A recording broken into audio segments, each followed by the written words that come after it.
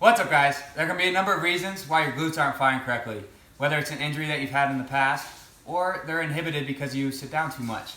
Today we're going to take you through a glute activation series where we can learn to squeeze the glutes first and keep them activated through everyday movement. You can do this every single day so you can practice and connect to the glutes a lot more, or before, say, a squat day or deadlift so that you can have your optimal performance.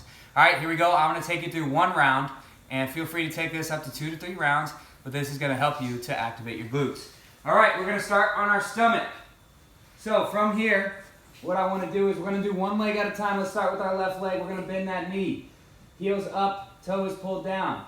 Now, one at a time, you're going to lock in your abs, not lock in your pelvis by tightening your core. And then you're going to internally rotate your hip. The heel's going to go to the outside as far as you can, keeping that 90 degrees. And then you're going to externally rotate that hip, that leg. Heel comes down to the inside. Squeezing that glute as much as you can. Now, if you need to, go ahead and poke your thumb into your butt to try to wake up that sucker. Let's go back and forth, 5 each side. Here's number 2.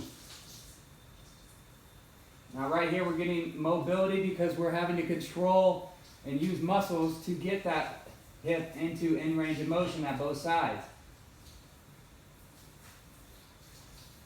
If you're cramping in your hamstring, you definitely need to continue to practice this. Just relax, shake it out, and come back to it at a later time.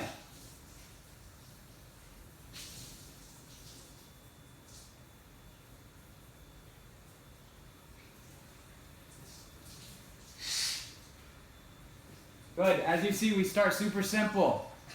We want to make those connections to the glutes in different ranges and different positions.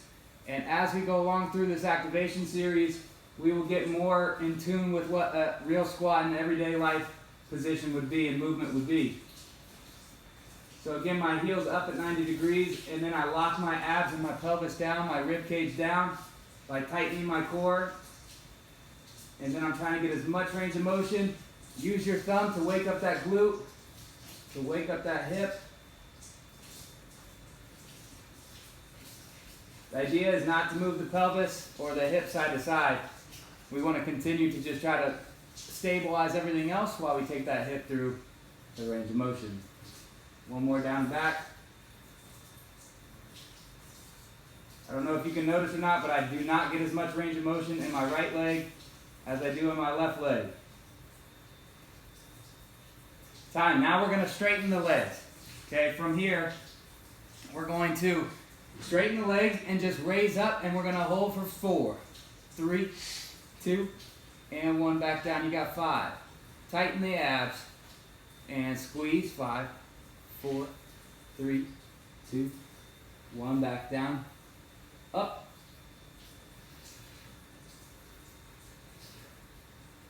Good. And go. 3, 2, 1. Last one. 2, 1. Good. Other leg. Toe is pulled down, up towards you. Straighten that leg as much as you can. Raise it. 2, 1. Good. Poking your thumb into it and feeling that glute fire is giving you feedback right away as to what muscle is squeezing. If you're feeling this in your hamstring or your low back, you really need to add this into your routine quite a bit more.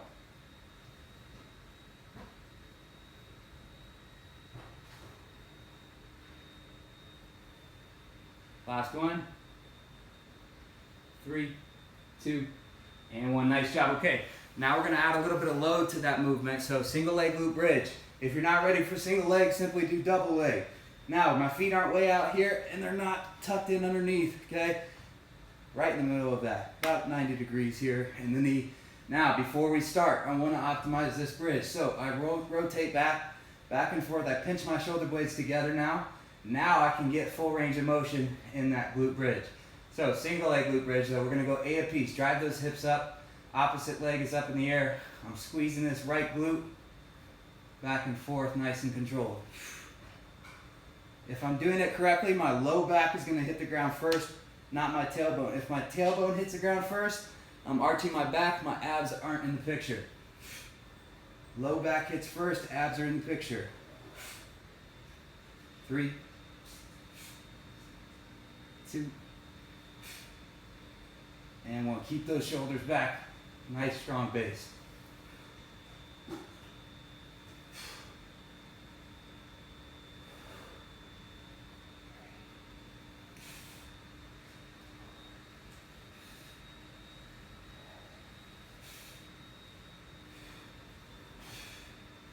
Seven.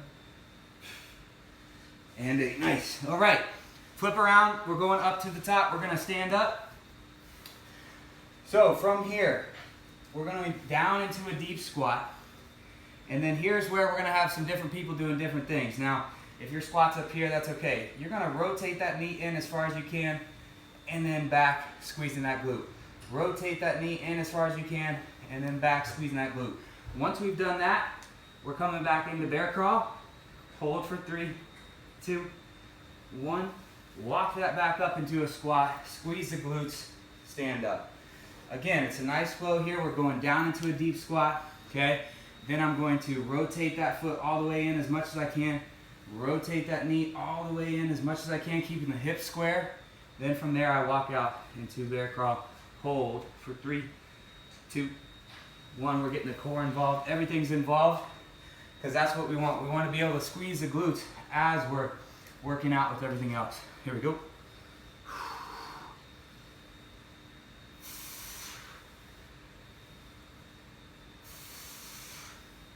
Bear crawl.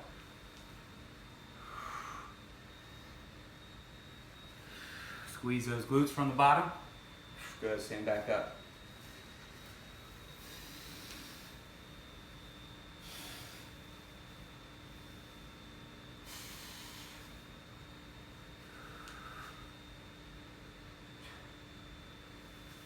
We got one more.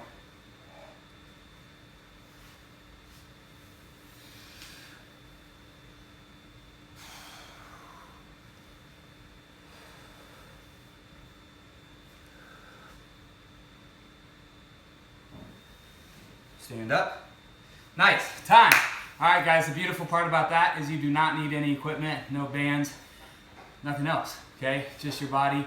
Get your glutes active, make things more efficient, make things easier. I promise you, your performance will go up and the way you feel will be much better. Hope you guys like it. Have a great day. Keep on moving.